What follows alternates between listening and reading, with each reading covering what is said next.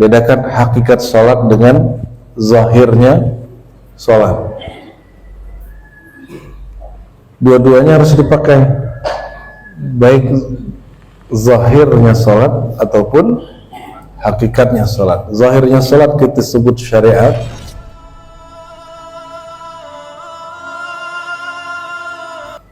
karena kurang mengenal tujuannya, kurang mengenal rahasianya. Di dalam Al-Quran Allah jadikan zikir yang berarti menyebut, mengingat, memandang, menyaksikan itu sebagai hakikat sholat. Bedakan hakikat sholat dengan zahirnya sholat. Dua-duanya harus dipakai, baik zahirnya sholat ataupun hakikatnya sholat. Zahirnya sholat kita sebut syariat, hakikatnya sholat itu adalah tujuan daripada sholat. Dalam surat Taha Allah sebutkan bab itu, tapi sebelumnya mari kita baca suratul Fatihah untuk Sayyidina Muhammad sallallahu alaihi wasallam, ila ruhin Nabi sallallahu alaihi wasallam, man ja'ala dzikrahu min dzikrihi al-Fatihah. Bismillahirrahmanirrahim. Ya Nabi sallallahu alaihi wasallam.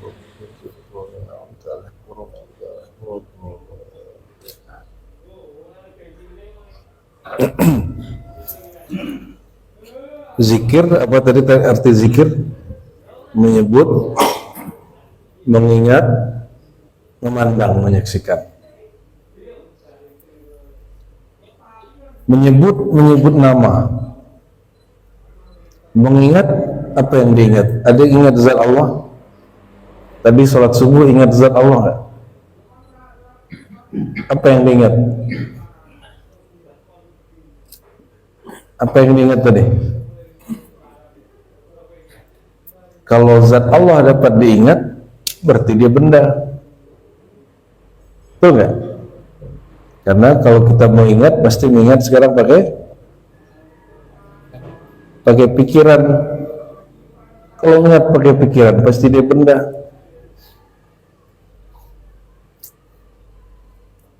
Maka zikir lebih kurang kita artikan menyebut dengan lisan, menyebut dengan kalbu. Apa yang diingat? Kita hanya mampu mengingat nama. Kita mampu mengingat atas sifatnya pun kita tidak dapat bayangkan. Lalu siapa yang kemudian dapat mengingat? Yang pernah berjumpa dengannya. Siapa yang pernah berjumpa dengan Allah? Rasulullah sallallahu alaihi wasallam. Oleh karena itu, wa rafa'na laka dzikrah. Zikir itu dapat dibagi dua. Zikir kemurnian tajalli, itu mengingat zatnya yang tidak dapat dibayangkan, maka karena tidak mungkin dibayangkan, kita memerlukan wasilah. Apa kata Allah? Wahai orang beriman, bertakwalah kepada Allah, wabtaghu ilaihil wasilah, dan carilah kepadanya Allah al-wasilah. Tapi lainnya dalam Islam, wasilah itu bukan disembah. Wasilah itu hanya media. Ingat dia, pasti ingat Allah subhanahu wa ta'ala, tapi tidak sembah dia. Maka Sayyidina Muhammad sallallahu alaihi wasallam berdoa dan menjadikan doa sebagai amalan kita kalau habis dengar azan. Apa habis doa azan? Allahumma rabbaha bihi da'wati tammah wassalatil qa'imah ati Muhammadan al-wasilah wal fadilah. Berikanlah kepada Muhammad, Sayyidina Muhammad, al-wasilah, sebagai wasilah. Apa arti wasilah? Wasilah di sini bukan wasilah yang disebutkan oleh orang-orang musyrik. liqarribuna ilallahi zulfa, sebagai perantara menyembah, tapi dia hanya cara untuk mengingat. Ya, oleh karenanya zikir yang kedua bukan zikir kemurnian tajalli, tapi zikir nur mazahir. Apa zikir yang kedua? Zikir nur mazahir. Apa itu? Dalam hadis Bukhari, Sayyidina Muhammad SAW berkata, "Sallu kama ra'aitumuni usalli." Salatlah kamu sebagaimana kamu lihat aku salat. Jadi kalau salat bukan seperti aku salat, tapi sebagaimana engkau melihat aku. Jadi jangan angkat takbir kalau hati belum bersambung seakan memandangnya. Sudah memandang Nabi belum? Belum. Belum. Ada yang sudah jumpa Nabi? Jangankan jumpa Allah, jumpa Nabi pun belum. Itu sebabnya sholat itu tidak pernah khusyuk. Nabi sudah wafat. Ya, yang wafat itu sosok Muhammad bin Abdullah. Tapi Muhammad Rasulullahnya wafat nggak? Yang wafat siapa? Sosok Muhammad bin, tapi sosok Nur Muhammad. Kalau sekarang begitu, karena kita tidak jumpa sosok Muhammad bin Abdullah, tapi kita masih diizinkan jumpa pewaris Muhammad Rasulullah. Siapa pewaris beliau? Al-ulama warasatul anbiya. Ulama adalah pewaris para nabi. Kalau pewaris keluarga atau bukan? Ahli waris. Kalau pewaris berarti keluarga. Keluarga di situ bukan keluarga nasab, itu keluarga sanad, keluarga ilmu. Maka siapa yang mengambil ilmu dari seorang guru, gurunya punya guru, gurunya juga punya guru, bersambung kepada Rasulullah SAW, maka dia cukup memandang, mengingat kepada gurunya. Bagaimana cara gurunya sholat, bagaimana cara gurunya sujud, bagaimana cara guru membaca, bagaimana cara gurunya mengingat Allah, barulah dia takbir. Itu yang disebut rabitatul mursyid atau rabitatu al-wasilatu, ya, al-wasilatul wasail, ya. Jadi rabitah wasilahnya wasilah. Karena tidak ada satupun kita jumpa Rasulullah, jangankan jumpa Allah, jumpa Rasulullah pun tidak secara zahir. Tapi kita diizinkan jumpa pewaris Rasulullah. Jadi kalau mau sholat, yang diingat pasti gurunya. Ini semua nggak usah bohong. Semua kita kalau mau sholat pasti ingat cara guru sholat, betul nggak? Bukan cara YouTube sholat atau cara buku sholat. Buku pernah sholat gak, Pak? Katanya nggak boleh ikut guru, boleh ikut buku. Buku Sahih Bukhari sholat gak? Kertas mana lah dia sholat? Mushaf Al-Quran sholat gak? Mushaf Al-Quran itu cuma lembaran tumpukan kertas-kertas. Yang sholat itu bernyawa, berjasad, berruh. Kalau buku tidak ada nyawanya, maka tidak dapat ditiru. Walaupun disebutkan ini hadis Sahih Bukhari dan Muslim, mesti ada guru yang punya nyawa, punya ruh, punya jasad. Dia contohkan cara sholat. Dan tiadalah orang mengajar Sahih Bukhari habis baca langsung bisa sholat, gak mungkin. Kenapa?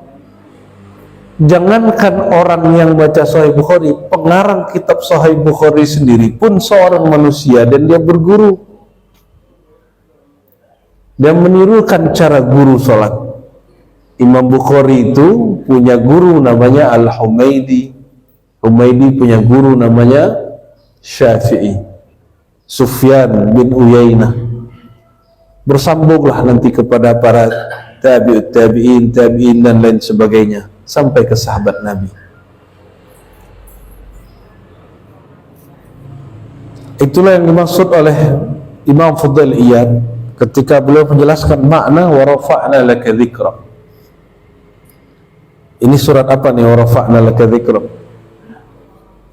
Surat Alam Nasrah atau Al-Insyirah.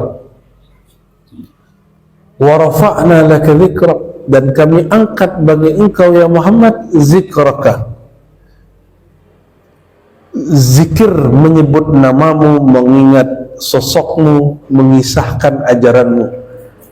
Maka beliau mengatakan faja'altu ay maknahu ja'altu zikraka min zikrihi. Artinya aku jadikan hai Muhammad mengingat engkau bagian dari mengingat aku, menyebut nama engkau bagian dari menyebut nama aku. Kenapa? Kalau bukan karena engkau itu umatmu, hambaku, tidak akan dapat mengenal siapa aku. Inilah perbedaan menyembah berhala, menyembah sekutu dengan berwasilah. Maka berwasilah hukumnya wajib. Berguru, menirukan cara guru, menirukan cara zikir guru, mengenal ilmunya guru, sehingga kemudian kita terkenang sang maha guru Sayyidina Muhammad sallallahu alaihi wasallam. Apa kata Nabi tadi? Sallu kama ra'aitumuni usolli. Salatlah kamu sebagaimana engkau melihat aku, sebagaimana engkau melihat memandang aku. Jadi sahabat-sahabat itu kalau mau sholat cukup dia ingat-ingat bagaimana cara Nabi sholat, lalu mereka sholat. Mengingat cara Nabi sholat itu yang disebut wasilah, aktivitasnya disebut rabitah. Apa sebutannya? Jadi kalau ada orang nanya, bolehkah ingat guru sebelum zikir? Jangankan sebelum zikir, sebelum sholat pun hukumnya wajib. Hukumnya bukan sunat Pak, hukumnya apa? Wajib. Ini perintah dari Nabi. Sallu, sholatlah engkau sebagaimana engkau melihat aku. Karena kita tidak melihat beliau, lihatlah orang yang punya ilmu, yang bersambung ilmunya kepada beliau. Jadi yang dilihat bukan orang bergelar doktor, bergelar MA, bergelar LC. Yang dilihat orang yang dia ilmunya bersilsilah bersanad kepada Rasulullah SAW. Terus tiba-tiba ada orang bergelar doktor, bergelar MA, bergelar LC, membatalkan cara sholat guru kita. Bapak Ibu ikut siapa? Ikut siapa? Ada orangnya baru pulang Timur Tengah bilang, oh itu bid'ah itu, kunut itu bid'ah itu, hadisnya dhaif. Kalau hadisnya masih ada walaupun dhaif, tidak bid'ah.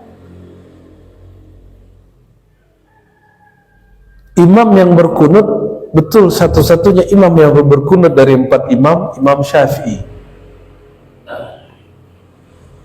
Imam siapa? Imam Malik guru dia tidak berkunut. Abu Hanifah Hanafi tidak berkunut. Murid Imam Syafi'i Ahmad bin Hanbal tidak berkunut. Satu-satunya imam berkunut hanya Imam Syafi'i. Karena Imam Syafi'i pakai riwayat, riwayatnya Nabi senantiasa berkunut hatta faraqad dunya, sampai beliau berpisah nyawa dengan badan, berarti sampai mati. Tapi hadis ini didhaifkan oleh selain Imam Syafi'i. Masalahnya sahih tidak sahih itu ilmu pengetahuan atau wahyu. Apa arti sahih? Beritanya benar, berarti disebut hadis sahih. Kalau tidak benar, beritanya tidak valid, disebut hasan, bagus. Beritanya bagus. Kalau dia tidak benar, tidak bagus, berarti di bawahnya disebut lemah, beritanya lemah. Ada beritanya tapi lemah. Kenapa beritanya lemah? Pemberi informasinya kurang kuat. Imam Syafi'i berkata, "Idza sahhal hadis fa huwa madhhabi." Jika hadisnya sahih, itulah mazhabku. Imam Syafi'i sampai wafat beliau berkunut. Kenapa? Menurut beliau, hadis tentang berkunut sampai Nabi wafat itu hadisnya sahih, walaupun didhaifkan gurunya dan muridnya. Jadi yang dimaksud jika hadisnya sahih itu mazhabku, bukan sahih menurut Bapak, bukan sahih menurut Syekh Fulan, sahih menurut Imam Syafi'i. Kenapa? Sahih itu ilmu pengetahuan, bukan wahyu. Kalau ilmu pengetahuan pasti berbeda-beda, lain imam, lain tokoh, lain ilmuwan, lain hasilnya. Tapi kalau wahyu satu.